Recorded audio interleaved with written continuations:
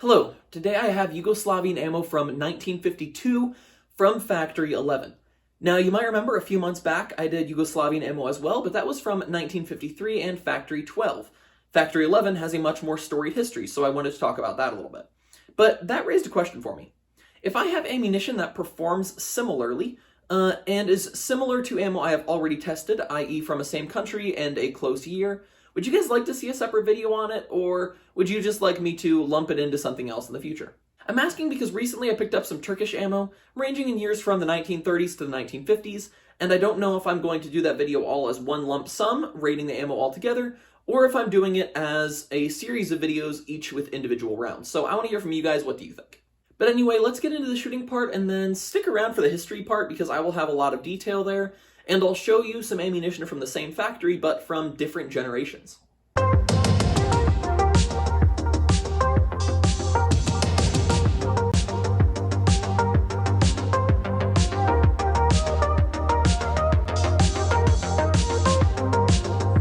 Alright, so we have Yugoslavian ammo, manufactured in 1952 from Factory 11.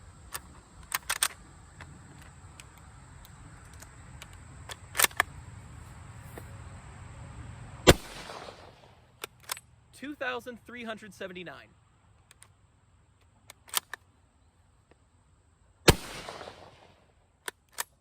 $1,951. I'm going to throw that number out. I'm going to assume it was a mistake.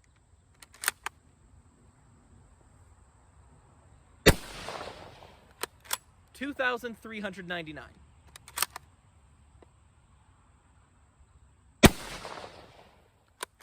$2,424.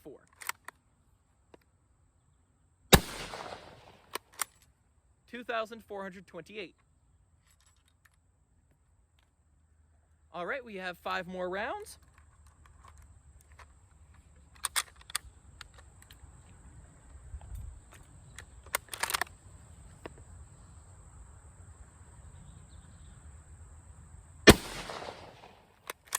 $2,379.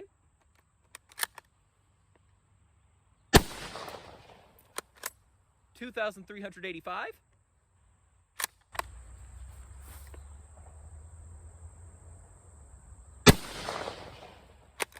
$2,474.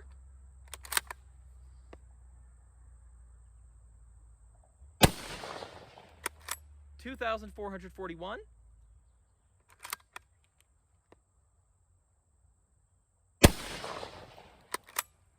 $2,377. So that was our time on the range. Our velocity low was 2,377, and our velocity high was 2,474. So that's a spread of 97 feet per second from the lowest round to the highest round, and that leads to an average of 2,409.6 feet per second. Now, this is smack dab in the middle of the other Yugoslavian ammos that we've tested so far, not counting the modern PPU ammo because that stuff is particularly loaded to be a little bit lighter. Basically, in both velocity range and velocity average, this ammunition is, well, average. Every single one of these rounds fired correctly, which I was quite happy with because this ammunition was just in a bag of ammunition that I bought at a gun show, and it was mixed with Argentinian ammo that you saw a couple months ago. So I don't have an actual box from this ammunition to show you, but it's the exact same as this box from Factory 12. Other than that, it will say 11 and 1952 because this ammo was from 1952, then instead of Factory 12 and 1953. But it just says 7.9 millimeter metallic cartridges, 15 count. Here is what the head stamp looks like. So it has an 11 and then 1952, and then there's a star on either side. This is exactly like your ammunition from Factory 12, but again, just a different year and a different factory code. You've probably heard of Factory 11 before, but under a different name. Factory 11 is Privy Partisan, or what we know today as PPU. So PPU ammunition that we see today is manufactured in the exact same factory that this ammunition was, which I think is pretty cool.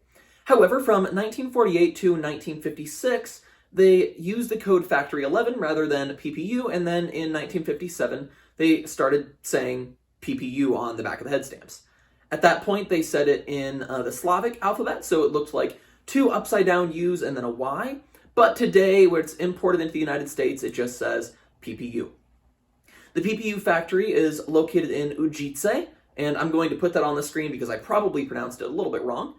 Ujice is in modern-day Serbia, so back then it was Yugoslavia, and the ammunition from Factory 11 went from Yugoslavia to Bosnia and Herzegovina.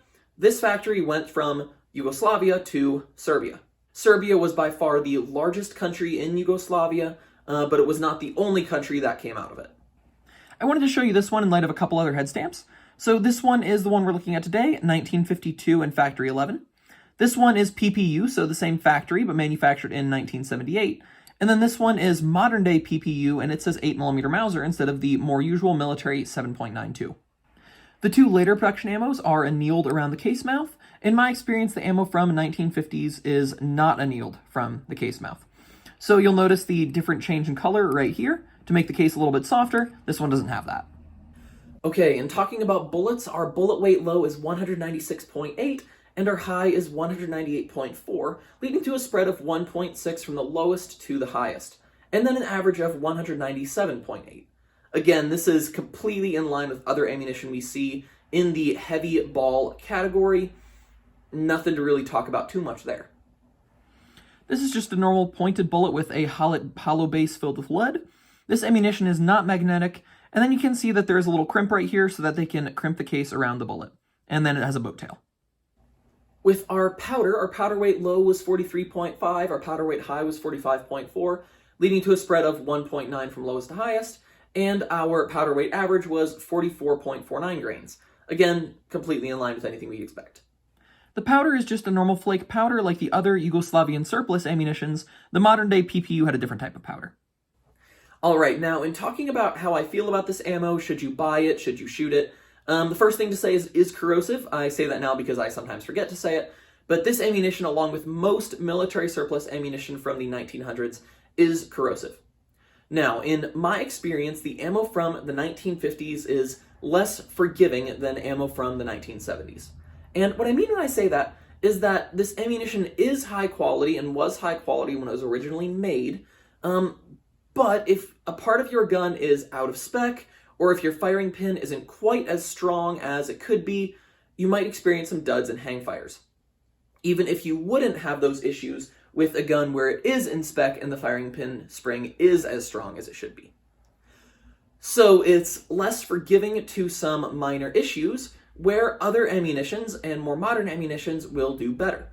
That was one issue that I ran into at one point, was my gun could fire ammunition from the 1970s or modern ammunition perfectly fine.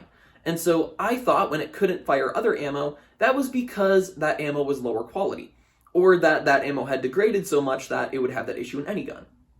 Well, what I really found was, once I got my firing pin in spec and once I put a stronger spring in, it could fire that ammunition just fine.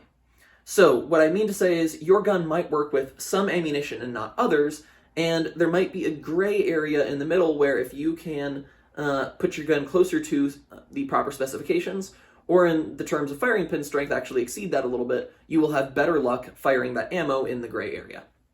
In general, though, and I haven't tested all ammo from the 1950s, but I would say if you run into Yugoslavian ammo from the 1950s in good shape, as in it doesn't have water damage or anything like that, it's worth buying and it probably will work for you just fine, assuming that your gun works just fine. While it probably is more susceptible to some other variables, when I have a proper working firearm and Yugoslavian ammunition from the 1950s, I have had them work just fine.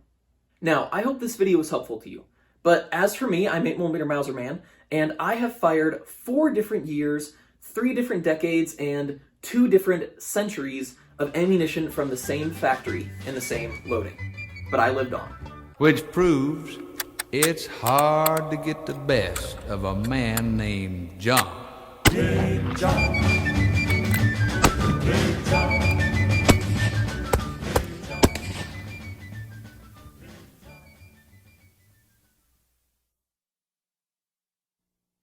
Big John.